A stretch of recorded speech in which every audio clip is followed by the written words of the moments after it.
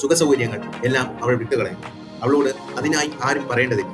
അത് അമ്മയുടെ സ്വഭാവം തന്നെയാണ്. പക്ഷെ ലോകത്തെ അതിനൊപ്പം ആദ്യമായി പരിചയപ്പെടുത്തുന്നത് അമ്മയാണെന്നത് അത്ര സുഖകരമായ സത്യമല്ലേ?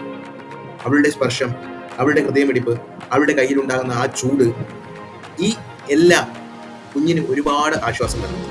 മക്കളുടെ ആരോഗ്യം, ഭാവി, മനസാന്നിധ്യം ഇവയെക്കുറിച്ച് അമ്മയുടെ ഉള്ളിൽ സ്ഥിരമായ ഉല്ലാസം അല്ലാതെ മറ്റൊന്നുമില്ല. സ്റ്റോറിയിലോട്ട് കടന്നു. അമ്മയെന്ന ഒരു വലിയ പ്രതിഭാസത്തിന്റെ സ്വാധീനത്താൽ ലോകത്തിന്റെ മൊത്തവും ഹൃദയങ്ങളിൽ ജീവിച്ചിരിക്കുന്ന ഒരു മഹത് വ്യക്തി, അദ്ദേഹമാകാൻ സഹായിച്ച ഒരു വലിയ ഘടകമായിരുന്നു അമ്മ. ആ അമ്മയുടെ കഥയാണ് ഞാൻ നിങ്ങളുടെ മുന്നിലേക്ക് അടുത്തായി പറയാം. അത് വേറെ ആരും തന്നെയല്ല, സ്വാമി വിവേകാനന്ദൻ. കഥ ഇങ്ങനെയാണ്. സ്വാമി വിവേകാനന്ദൻ കുട്ടിയായിരുന്നപ്പോൾ തൻ്റെ ആത്മീയ താല്പര്യങ്ങളുടെയും ഗൗരവമേറിയ പെരുമാറ്റത്തിൻ്റെയും പേരിൽ സഹപാഠികളിൽ നിന്ന് പരിഹാസം ഏറ്റുവാങ്ങി. ഒരു ദിവസം അവരുടെ കളിയാക്കലിൽ നിരാശനായി അവൻ തൻ്റെ അമ്മ ഭുവനേശ്വരി ദേവിയോട് തൻ്റെ പ്രശ്നങ്ങൾ പങ്കുവയ്ക്കാൻ വീട്ടിലേക്ക് മടങ്ങി. അവനെ ആശ്വസിപ്പിക്കാൻ വിമർശനങ്ങൾക്കിടയിലും സ്വയം സത്യസന്ധത പുലർത്തേണ്ടതിൻ്റെ പ്രാധാന്യം ഊന്നി പറയുന്ന ഭഗവാൻ കൃഷ്ണനെ കുറിച്ചുള്ള ഒരു കഥ അവൾ പറഞ്ഞു.